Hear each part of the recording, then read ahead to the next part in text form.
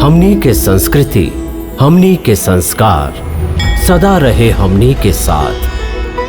भारत के महान ग्रंथ और काव्य सब के संपूर्ण संकलन सब्सक्राइब करें तिलक। प्रार्थना की खुशबू, साइकिल प्योर अगरबत्ती।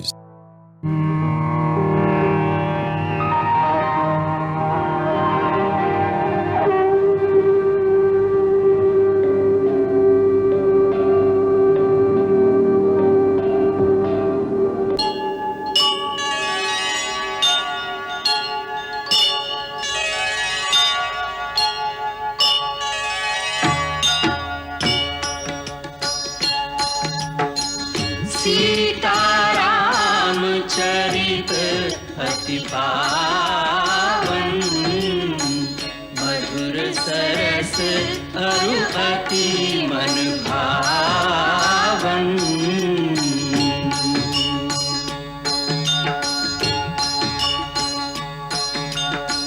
पुण्य पुण्य कितने हो सुने सुनाए, की प्यास बुझत न बुझाए।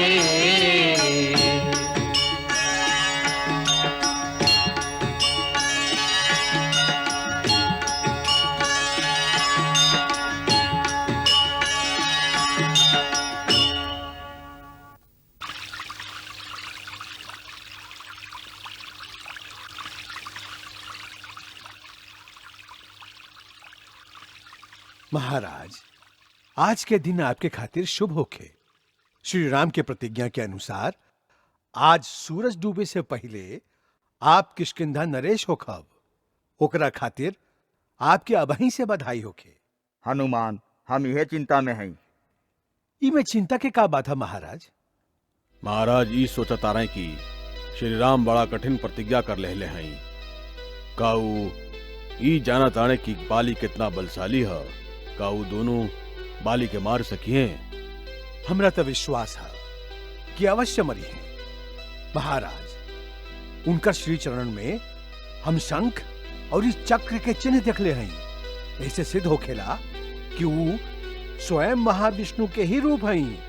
उनका बारे में आशंका कईल उचित नहीं है। फिर भी महावीर, यदि वो महाविष्णु के रूप में है भी, तब वो यह समय वो मानव रूप में ही है। का ये उचित ना होई कि उनका बाली के वास्तविक शक्ति से अवगत करावल जाए? जैसन आपके इच्छा।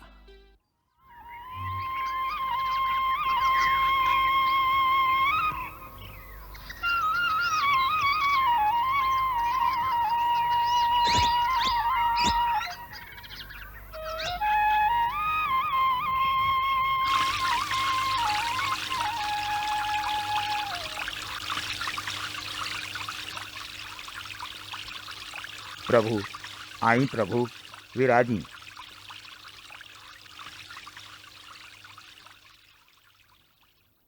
प्रभु, महाराज सुग्रीव आपसे कुछ निवेदन कैल चाहता रे। का कहल चाहता है? महाराज के कुछ आशंका बा। आशंका? कहा मित्र, कैसन आशंका? ऐसन कोनो आशंका त ना हो प्रभु। हमके पूरा विश्वास बा आप अपन प्रतिज्ञा के अवश्य निभाइब और बाली के मार गिराइब। फिर भी हमारी कर्तव्य है कि एकरा से पहले कि आप बाली से टक्कर लीही, आपके ओकर वास्तविक बल के ज्ञान करा दिहल जाए। अच्छा बात है मित्र, बताएं ओकर बल। प्रभु, बाली के शरीर में धरती, जल, आग और वायु ये चारों तत्व के सम्मिलित बल है। समुद्र मंथन के अवसर पर एक बारू अकेले ही मंदराचल पर्वत के घुमा दिले रहल, जैसे सगरे समुद्र शुद्ध हो गई रहे। ओकरा वर प्राप्त है कि जे केहू ओकरा सामने युद्ध करे जाई, ओकर आधा बल बाली के मिल जाई। उस सूरज के उगे से पहले ही पश्चिमी समुद्र से पूर्वी समुद्र तक और दक्षिणी सागर से उत्तर सागर तक घुमावेला और ओकरा थकान ना होखेला। आठों दिशा के अंत तक जाके वो अधिष्ठित अष्ट मूर्ति के पूजा दिन प्रतिदिन कैल करेला। बीतल समय के बात है, एगो दुदुम्बी नाम के राक्षस रहे। ओकर लंबाई कैलाश पर्वत के तरह रहे। और ओकरा में 1000 हाथी के बल रहे। भैंसा के रूप धारण करके आपन तीखा सिंह के कारण वो बड़ा भयानक लागत रहे। दुदुम्भी आपन बल के घमंड में चूर समुद्र तट पर गईल और समुद्र के युद्ध खातिर ललकारलस। हम तो क्या युद्ध खातिर ललकारत हई।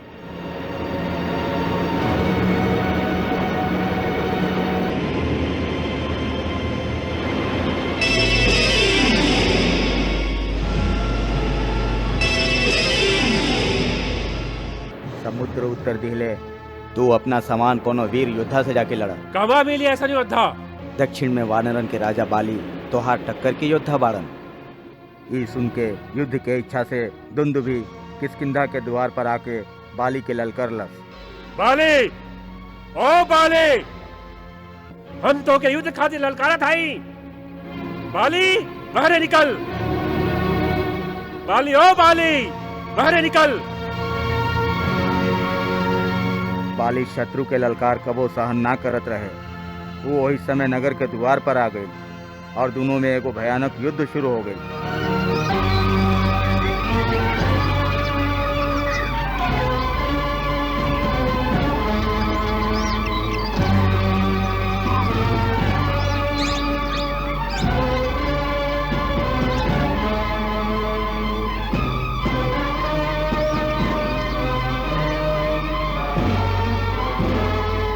लड़ाई में बाली दुंदुभी के मार गिरौलस। बाली ओकर मरल शरीर के दोनों हाथ से उठा लेलस और ओकरा बड़ा जोर से चारों ओरी घुमा के बाहर फेंक दिलस।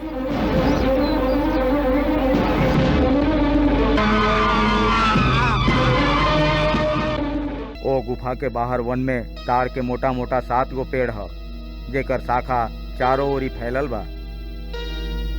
बाली सब पेड़ के एक गो बांध से भेद सकेला। रघुनंदन, ई हम बाली के अनुपम पराक्रम के वर्णन कैली। अच्छा बात है महाराज सुग्रीव, आप हमके उतार के 7 पेड़ दिखा दी। आई प्रभु, चली।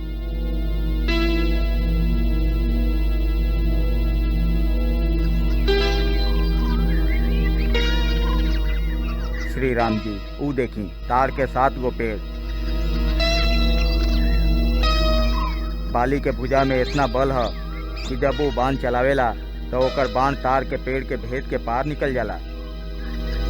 इस तरह वो एक बाण से 7 पेड़ के भेद सकेला।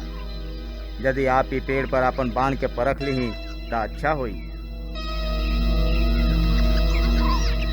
हमार धृष्टता क्षमा करी नाथ। बाली के शरीर वज्र के समान है। आप ओकर शरीर पर जौना बाण से आघात करी चाहत है, ओह बाण के शक्ति के परख लिहल उचित हुई। अच्छा बात है, चलिए अब उतार के पेड़ के भी देख लिहल जाए। चली प्रभु।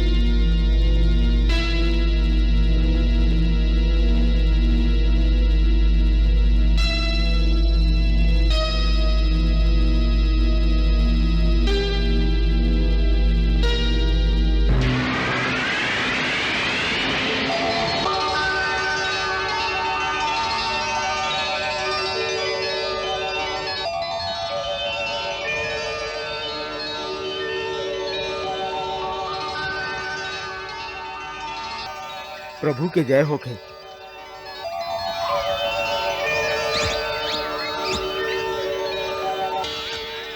अब तो अपन मित्र के बात पर विश्वास हो गई ना? क्षमा करी प्रभु, अब हमके अपन विजय पर पूरा विश्वास है। तब फिर चली किष्किंधा और चल के हो बाली की युद्ध खातिर ललकारी। जे आज्ञा प्रभु।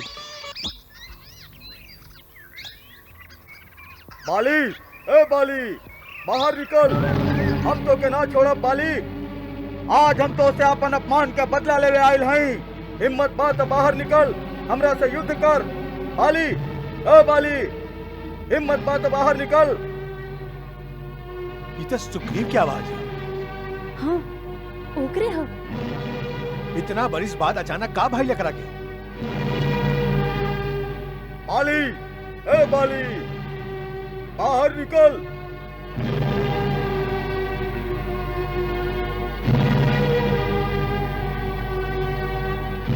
आप रह दें स्वामी, वो थोड़ी का देरी शोर मचा के अपने आप चल जाई। केहू युद्ध खातिर हमके पुकारे और हम घर में बैठल रहे। ये तो डरपोक कब से बन गईलू? हम तो खाली आपके खातिर कह रहे हैं स्वामी, ये आपके आराम के समय बा। आराम हम आके कर ले। सुग्रीव हमरा मार के सामने ज्यादा देर ठहर ना सकी। हम जल्दी आ जाए। बाली, ए बाली, बाहर निकल।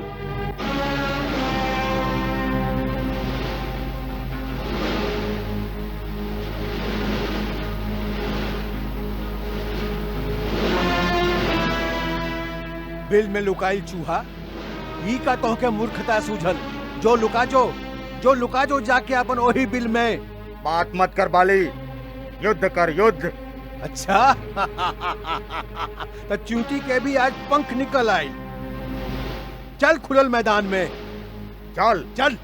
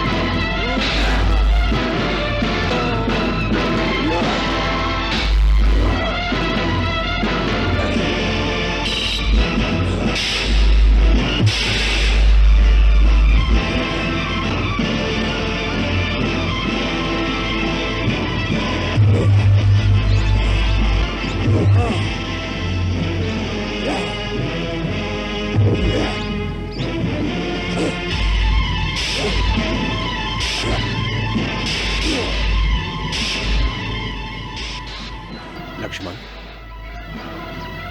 बार बार लक्ष्य साधता नहीं, बाकी दोनों भाइयों में इतना समानता है कि जर को असावधानी अर्थ के अनर्थ कर सकेला। हम भी बाण ना चला सकी।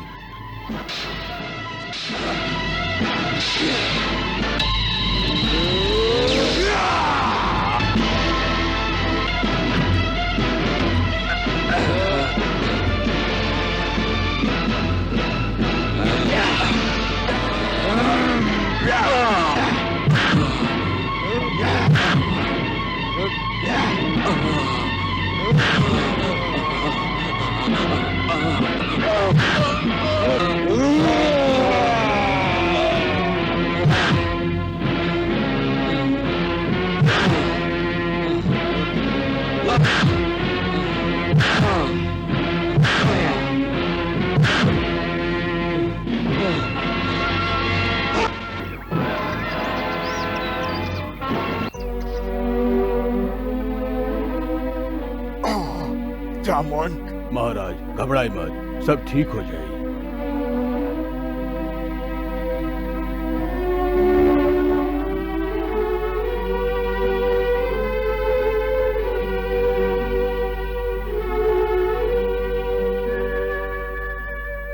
जामवंत,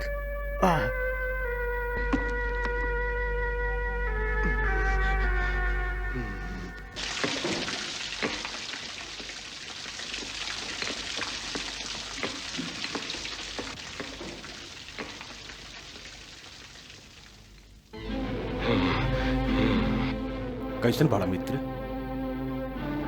वाह मित्र वाह, अच्छा वचन निभौला, का साथ देला, अच्छा मित्रता निभौला।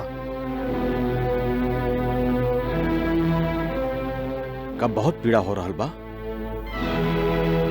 कृपालु रघुवीर, हम तो आपसे पहले ही कहले रही, बाली हमार भाई ना हो, हमार काल है काल। फिर भी आप हमको उकसा के मौत के मुंह में भेज दिली और अपने लुका के हमार पिटाई के तमाशा देखत रहली। रघुनंदन, आप ऐसा काहे कैली? हमके पहले ही साथ साथ बता देती कि आप बाली के मारब ना, तो हम जग घसाई करावे तो ना जैती। तुम्हारा रोष स्वाभाविक है, बाकी मन के शांत करके हमार विवशता के समझे की कोशिश करा। तू दोनों वेशभूषा, कद, चाल ढाल हर तरह से एक जैसन बड़ा। दोनों भाइयन के चेहरा भी एक जैसन ही है। तू दोनों के समानता देख के हम भ्रम में पड़ गईली। यदि गलती से हमार बाण तोरा हृदय के भेद दी तब कैसन धर्म संकट रहल हमरा खातिर। आपन शरण में आइल एगो प्राणी के वध करे के कलंक रघुकुल के कीर्ति के मिट्टी में मिला देत। यही कारण से हम शत्रु संहारक बाण ना छोड़ सकली और तोहरा के इतना कष्ट उठावे के पड़ल।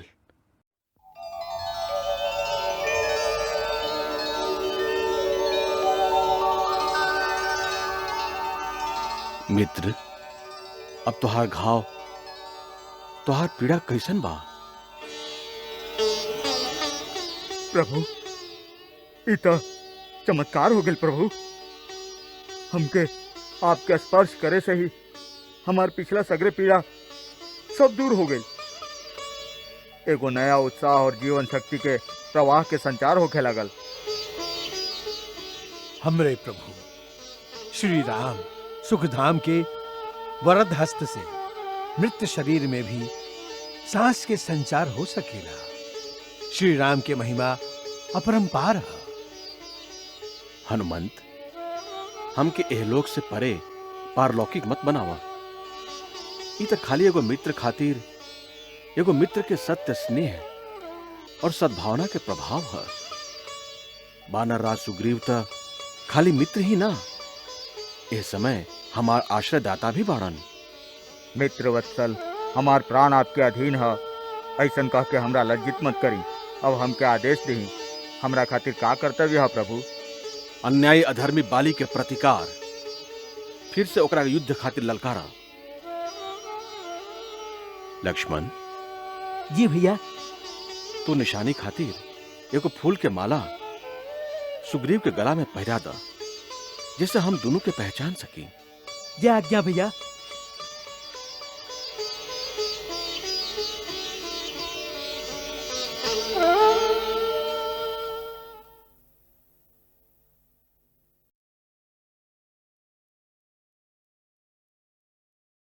दूध ले ही स्वामी।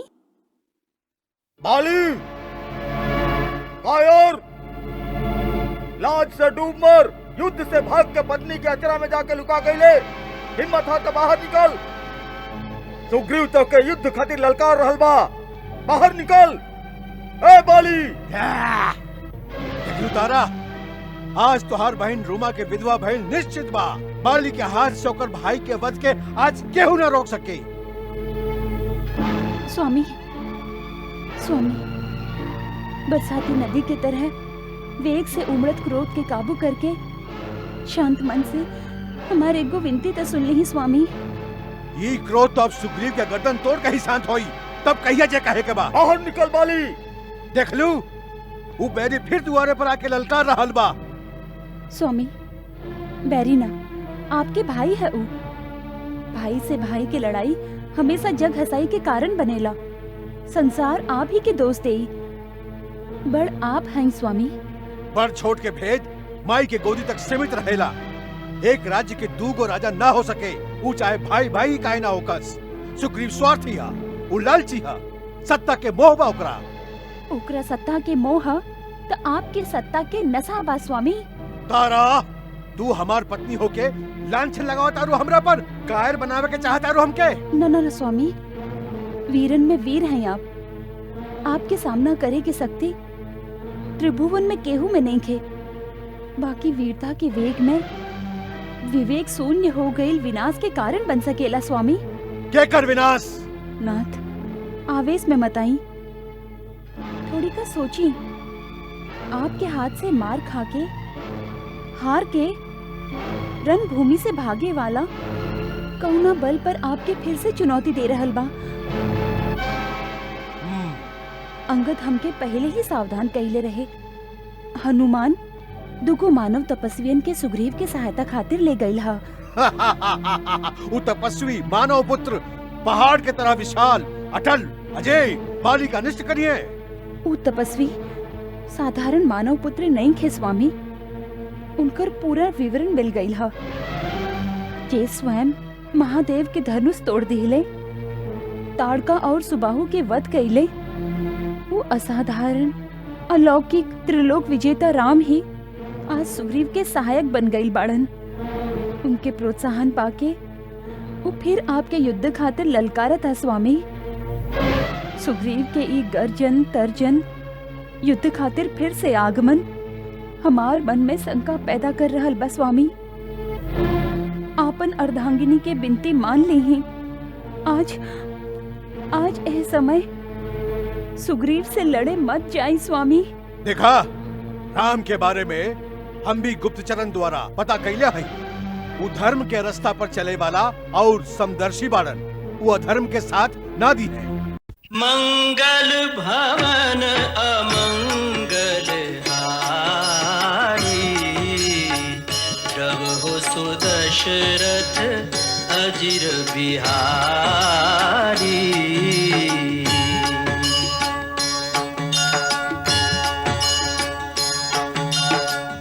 सीताराम चरित अति पावन, मधुर सरस अरु अति मन भावन।